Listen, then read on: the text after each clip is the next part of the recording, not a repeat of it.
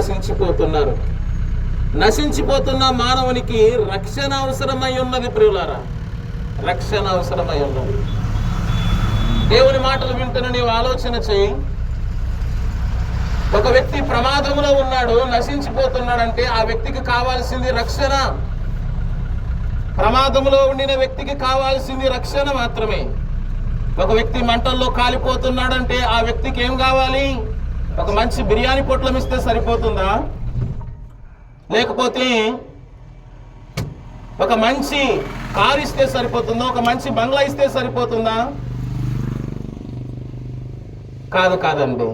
ఒక వ్యక్తి ప్రమాదంలో ఉండినప్పుడు ఆ వ్యక్తికి కావాల్సింది రక్షణ. ఈ భూలోకంలో జీవిస్తున్న ప్రతి మానవుడు కూడా ప్రమాదంలోనే ఉన్నాడు. ఆ వ్యక్తి పొందవలసింది రక్షణ. రక్షణ అంటే ఏమిటి? రక్షణ ఎలాగ పొందుకోవాలి? దేని నుండి రక్షించబడాలి?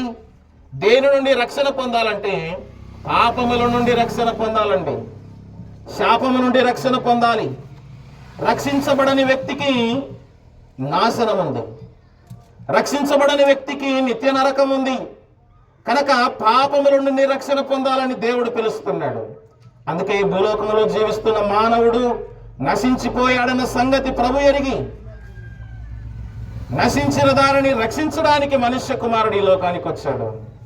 పిల్లరా, దేవుని మాటలు వింటున్న నీవు కూడా ఆలోచించేయి. రక్షణ పొందావా? పాపముల నుండి విడిపించబడ్డావా? ఆలోచన చెయ్యి. రక్షణ పొందాలని దేవుడు నిన్ను పిలుస్తూ ఉన్నాడు. నీవు రక్షించబడాలని, పాపము నుండి, శాపము నుండి, ఉగ్రత నుండి, నరకము నుండి నీవు రక్షించబడాలని దేవుడు నీతో మాట్లాడుతున్నాడు.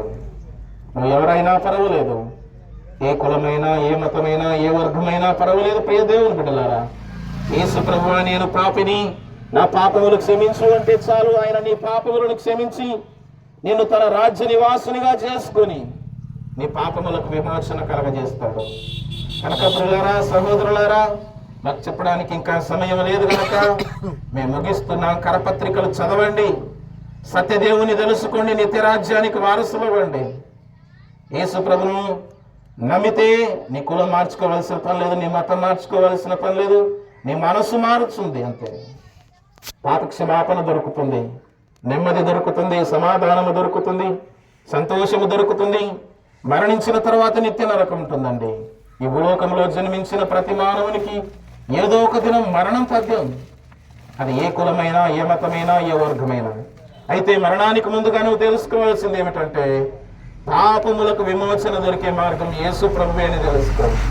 యేసు ప్రభుని నమ్ముకుంటే, యేసు ప్రభునందు విశ్వాసం ఉంచితే నిత్య రాజ్యం ఉంది. యేసు ప్రభుని నమ్మకపోతే శిక్ష ఉంటుంది, అది ఘోరమైన నరకము. అక్కడ అగ్ని ఆరదు, పురుగు చావదు. అలాంటి నరకానికి నువ్వు వెళ్ళకూడదంటే యేసు ప్రభుని సొంత రక్షకునిగా అంగీకరించాలని దేవుని మాట ద్వారా హెచ్చరిస్తున్నాను. దేవుడు మన కొరకై కొద్ది మాటలు దీవించి ఆశీర్వదించుగాక. ఆమేన్. పిల్లలకి